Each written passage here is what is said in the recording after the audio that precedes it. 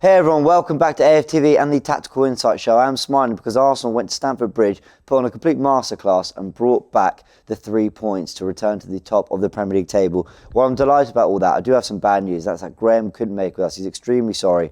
Not his fault at all. It's just the way things have worked out and yeah, things going on in the world. But it is just me. So it's going to be a slightly shorter show, but that doesn't mean it's not going to be rich with stats and all sorts, because Graham, as always, has been sending through his numbers, his analysis, his research, everything. So he's just as much part of the show, even though he is not here. But Graham, we miss you lots. Look forward to having you back next week when we analyse, hopefully, another win against Wolves. But let's talk about Chelsea first. There's a lot to go into. Arsenal were really good, guys. Arsenal were really, really good. They went to Stamford Bridge, imposed the same philosophy, the same style of play, the same high press, the same passing combinations we've been seeing on Chelsea, and looked incredibly comfortable. In fact, I don't think there was any point in that game. And I was there, and I'm a nervous wreck watching football matches, especially when I'm at the ground. There was no point where I thought Chelsea look like they're actually going to get back into this. Take away the emotion and the fact that it's football and anything can happen, and I'm a nervy Arsenal fan. There's no point at which I actually thought Chelsea are really putting the pressure on here and look like they might get a goal or two and actually put us under some, I thought at least we're getting a point, because maybe a freak incident would go against us. But we looked very, very comfortable, and Arsenal dealt with every phase of play, whether it be high up in the corners, near their goal, defending deep in our goal, incredibly well. And I think some of the match stats that once again Graham has sent through really tell the story. Let's have a look at them here. 56% possession for Arsenal. That's a lot. That's a lot of Stamford Bridge. I think Chelsea will be quite embarrassed by some of these numbers. 14 shots to their 5. 379 Arsenal passes to Chelsea's 263.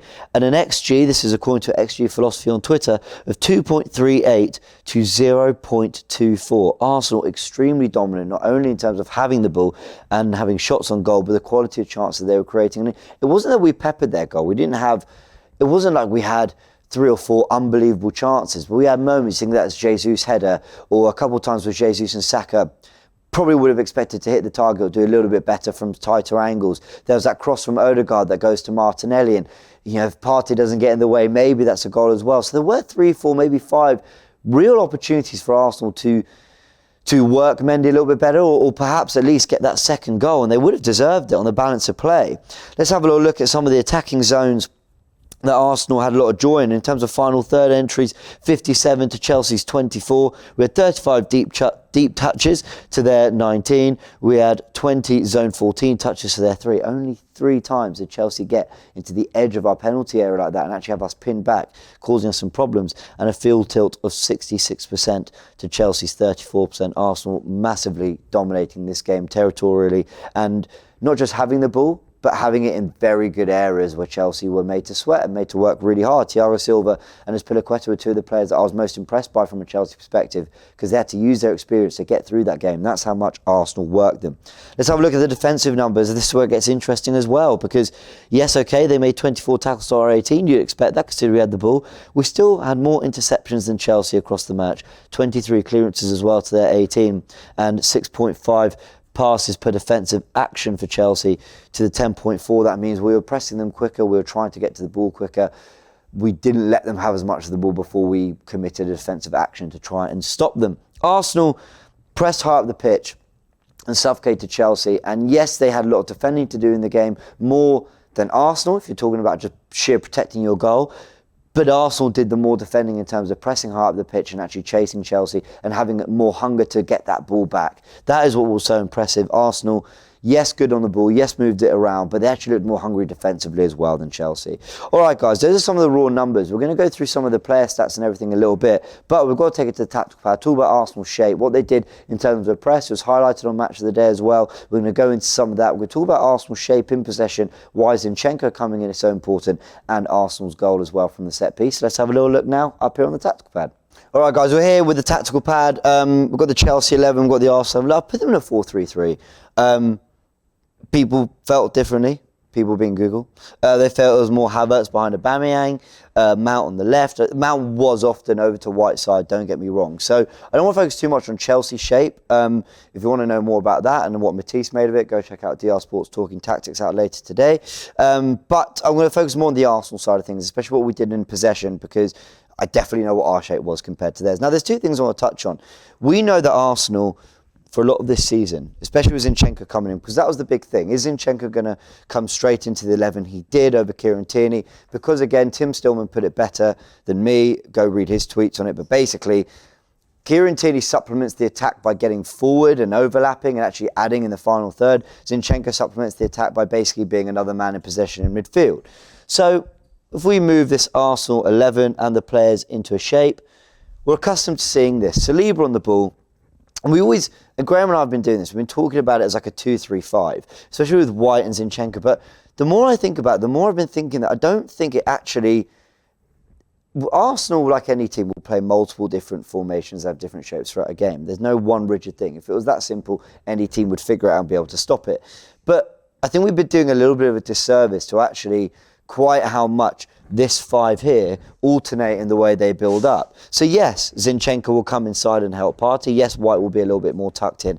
That might actually be the shape as we get nearer to goal, especially because these three will form a shield to protect these two, and you let the five kind of have some fun. Maybe White overlaps, maybe Zinchenko, but generally the five are allowed to basically go and show off what they can do because of the five that sit back. What I think we saw a little bit more against Chelsea was this. And actually, we tend to see it when Zinchenko is in the team. It's actually Zinchenko coming right next to Partey and almost being like one of two holding midfielders that can sort of get the ball and distribute. And I think it makes it a lot more difficult for this front three of Chelsea, of Sterling, Havertz and Aubameyang, to actually know how to pick them up, because there's naturally better lanes for them rather than always having to, if we just take it back to here, nope, there we go. Rather than when we had Zinchenko and someone like Havertz could maybe more easily play on a Partey, and Aubameyang and Sterling could maybe cut those passes out to Zinchenko and White. That's why I think Arsenal do mix it up a little bit. And there were times where I saw Gabriel as part of the build-up really, really wide. White tends to get high, obviously, because he's the right back. But Zinchenko in this role floats around a lot and gives us that extra number in midfield. And it's why I think Mount, Jorginho and Loftus-Cheek found it really hard to get anywhere near Partey and Zinchenko. I was looking at Partey thinking, you have so much time on the ball. And again, I think it's because they ultimately overload. And if you press one, you're leaving space elsewhere, and they'd rather let Partey have the ball than it get into Odegaard, Zinchenko or Xhaka, and naturally a bit more creative in the final third quicker. Now let's talk about Arsenal in terms of the press, because it was something that was highlighted on Match of the Day brilliantly by Michael Richards. It's something that lead judges talked about as well on the Forever Arsenal podcast. Now again, if we move everyone along into position, and we're going to stop it when Thiago Silva gets the ball. Okay, here we are. Thiago Silva's got the ball. Now, again, I'm not focusing more on the man-to-man thing. Graham does that bit of analysis brilliantly. I'm not going to pretend I do it too well. I don't focus so much on that side. But it would have looked something like this. You know, you're setting traps. Saka's keeping an Cucurella as Jesus is trying to stop Silva. That's the example they used on Match of the Day. You know, Jesus is inviting Silva into midfield where then he can ultimately go. But this is a rough shape, right? But what I found Arsenal have been doing, it sort of highlights the importance of Thomas Partey in this midfield, why he was so crucial to the game, is because when this ball is switched out to Azpilicueta, there's this ability for Arsenal, whether it's Martinelli, who chases all the way out wide, whether it's Zinchenko, who gets all the way up the pitch, which we've seen before, and everyone then comes across to cover, or, and I saw this a few times, it's Granit Xhaka who gets there first. Arsenal are able to just press with that kind of confidence because Thomas Partey was sweeping up the whole game. Every time they then tried to go along to beat that initial press, that front three or four that were putting the pressure on Chelsea, Partey would just sweep up and deal with it so comfortably. And that is where I think Arsenal's ability to press, or why maybe we didn't see it so much in previous seasons with Arteta. Yes, because it's a process and it's all evolving and Arsenal are getting better. Yes, because we've got two centre-backs that cover brilliantly. But I think a big part of it is the fitness of Thomas Partey. And in order to have that confidence to go and chase a team, you've got to have loads of confidence in what's behind you. You've got to believe that, okay, when they get past me, they're going to deal with it. And I don't think we had that when, no offence to certain players like Mustafi or whoever it might be, I don't think we had that confidence in certain players behind us, Socrates maybe, to actually sweep up, or when Partey wasn't fit, we didn't have the confidence in players to then go and do the job behind us. Now that we've got players like players like Partey, Gabriel and Saliba, the front three is Jesus, Martinez, Xhaka coming across, Zinchenko coming up from left back, they can press far more comfortably. Let's try and talk about, and I'm going to say try, Arsenal's goal. Now, this is a mess. But believe it or not, it actually sort of has everyone in the right position. I've not even recreated the goal, actually. What I've done is I've basically just shown the first phase from where Saka lines up to take the cross to what it looks like as he's about to take the corner, not cross, corner. So, again, play it along here quite slowly. As he goes to take it, that area of the pitch that is so congested, because when I was looking at the start of the goal, before the corner was even taken, I thought, this is so congested. How did that ball possibly make it through? But as he makes that run up, Saliba makes the run to the front post, Partey pulls off, and Martinelli, who's here, starts to pull off a little bit as well. Let's show it one more time. Follow them here. Saliba, Partey, and Martinelli start to pull off, and Gabriel, who starts further back there, starts to make his way in towards the back post. And then as this ball comes into the box, Havertz, Thiago Silva, they all fail to deal with it. But really, for me, it's Havertz. I think Havertz does an appalling job of covering the front post there, and then it makes its way through for Gabriel to put it in at the back post. He's got an eye for goal. He knows how to be clinical from set pieces. He can sort of smell where the ball's going to go and sort of get there and pounce on it. And at one point in the celebration, the players didn't quite know who'd eventually got the ball over the line, but was Gabriel's goal, and it was fantastic. And speaking of Gabriel, we've got to go through some player stats and some numbers. Let's go through them now. All right, guys, we've got to break down some of those individual performances. I know we touched them a little bit up there on the tactical pad, but we've got to go through some raw numbers. Starting with Gabriel Magalhaes, I really want to give this guy some credit because people have been a little bit critical about lapses of concentration in games. I thought he was immense against Forest last week, but still managed to nearly put on a play for Jesse Lingard. But this is a guy who I think he defends. He's a really passionate defender, isn't he? He really puts his body on the line. He goes for every header. He's a towering figure. He puts his body on the line for everything. And it wasn't just that part of his game that was so good. We know he's got a goal threat. We mentioned the one goal he got that ultimately won us the game.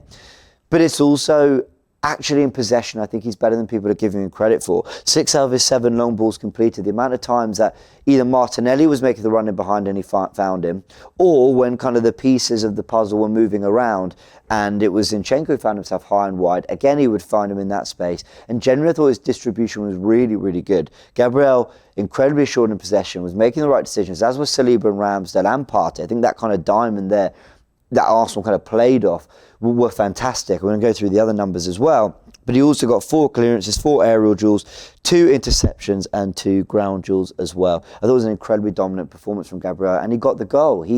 People were saying if he didn't touch it, it was probably going in anyway. I think maybe.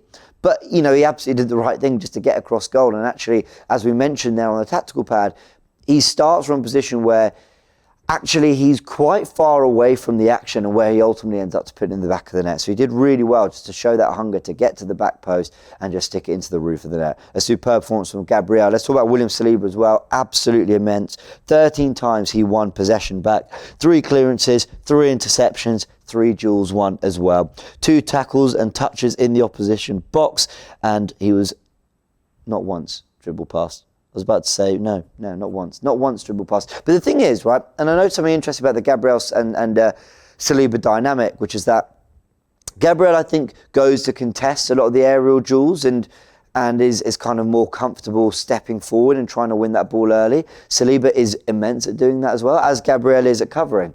But there were a few times where down our left-hand side and Chelsea's right, they'd want to maybe go over the top. And if they did get round or they did get that ball beyond Gabriel for whatever reason, or he didn't win the header, which was incredibly rarely, Saliba was there to sweep up. And his ability to use his pace to recover and win those one-on-one battles, either for pace, for strength, or whatever it is absolutely immense. The way he sweeps up Saliba is absolutely superb. And credit to him. Another amazing performance against one of the top sides in the league. He did it against Liverpool.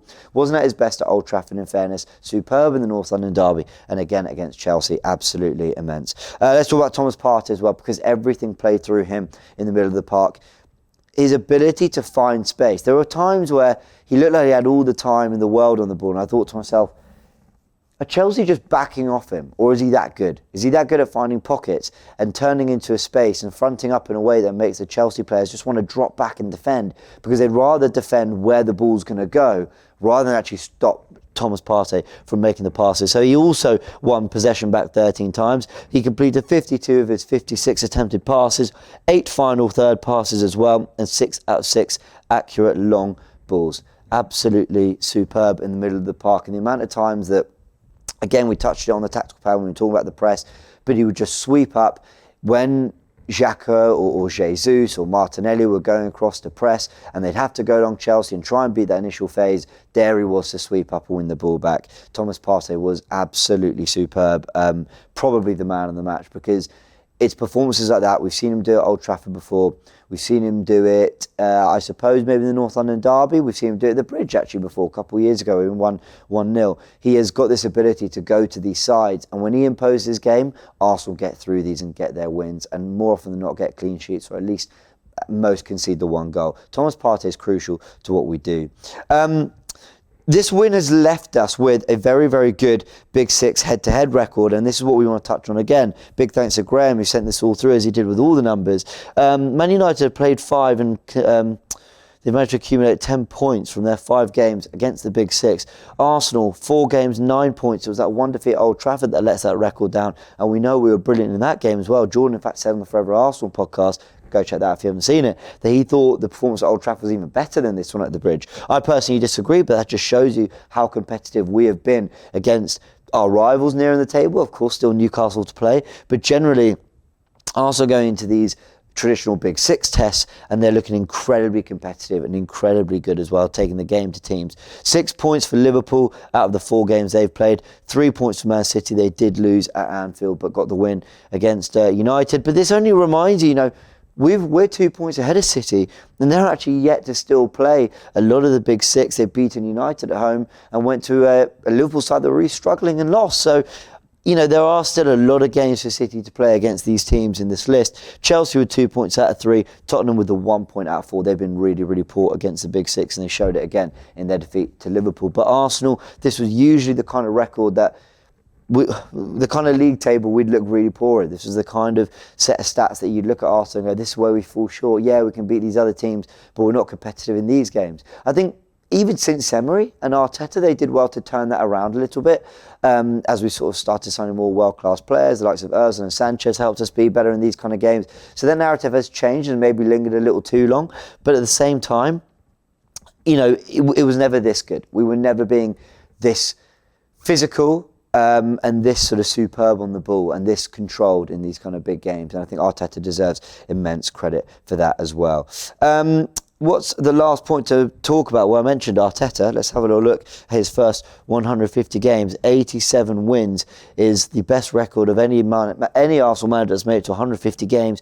Wenger with 82 wins, George Graham 82, and you've got Harry Bradshaw, Tom Whittaker, and Terry Neal with 70 to 80 wins as well. Look, Mikel Arteta's done a fantastic job. Does it help that some of these games have been in the Europa League? Absolutely, I've got no doubt about that. However, you still got to give him a lot of credit. I think there have been clearly some tough times for him in the job. You think back to that sort of autumn of 2020. People say back-to-back 8th place finishes. You can't criticise him for that first 8th place finish. In fact, I saw us immediately improve actually in that second half of the season when he did come in. Of course, we won the FA Cup. And then he goes and finishes 5th place. And yes, he spent money, but he spent it really well. And we've got a team that we absolutely believe in. He deserves a lot of credit, Mikel Arteta, for the way he's turned this around. And what a start we've had to the season. 11 wins, 1 draw, and the 1 defeat in our opening 13 games. Guys, I'm going to leave it. Actually, I was going to leave it there. I'm not going to leave it there. Because as always, Graham sent the roundup stats. See, I'm not used to doing the roundup stats. It's normally Graham here by my side. Let's get up the messages here. Where is he? Graham, bless him. I'll tell you, when this guy works through the night to send me the numbers and the feedback and everything, he works incredibly hard. We missed you a lot here, Graham, today. Here are the closing stats. He says Arsenal, the first team to win a Big Six head-to-head away match from home this season. Oh, wow. I hadn't even read these before. That's why I like it, because you get a raw reaction. But I didn't realise that. Currently it stands at 7 home wins, 2 draws before yesterday. So let me read this again. Arsenal are the first team to win a Big Six head-to-head away match from home this season. Wow, so every other result between Big Six sides has ended with 7 home wins and 2 draws. Interesting. Arsenal remain the only side to have scored in every match this season. Arsenal have now won 5 of their last 6 meetings with Chelsea in all competitions. We do have a very good recent record against Chelsea. Arsenal have now won 3 consecutive away games at Stamford Bridge for the first time since 1974. That included a 1-0, a 4-2 and a 1-0. Some repeat scores there. Only Man City with 3 in 2015 and 4 in 2017 have restricted Chelsea to fewer shots in a home game than Arsenal with 5, which they did yesterday. And finally, this is Arsenal's best record after 13 league games in the club's history. As I mentioned, 11 wins, 1 draw, 1 defeat. Those are the closing stats brought to you by Graham himself. Again, sorry he couldn't be here today, guys, but I've really enjoyed going through this. I hope you guys have. I know it's not the same without him, but Arsenal did go and claim a massive, massive win at Stamford Bridge and send a real message. That's Tottenham we beaten 3-1. That's Liverpool we beaten 3-2. And listen, Liverpool showed they can turn it on like they did in the City and Spurs games, even with injury problems. But we stepped up and beat them, as we have with Chelsea, again, who needed a response. A brilliant performance from Arsenal. Guys, we'll catch you on the next Tactical Insight show next week after the Wolves game. Graham will be back for that. And of course, we'll be covering everything from the Brighton game and the Carabao Cup to Wolves this weekend on AFTV this week. Hope you've enjoyed it, guys. We'll catch you on the next one. Shop for AFTV merch at shop.aftv.co.uk. Subscribe to us on YouTube. Follow us on Instagram, Facebook, Twitter, TikTok, Snapchat and Twitch. We've got content for every platform, so check it out.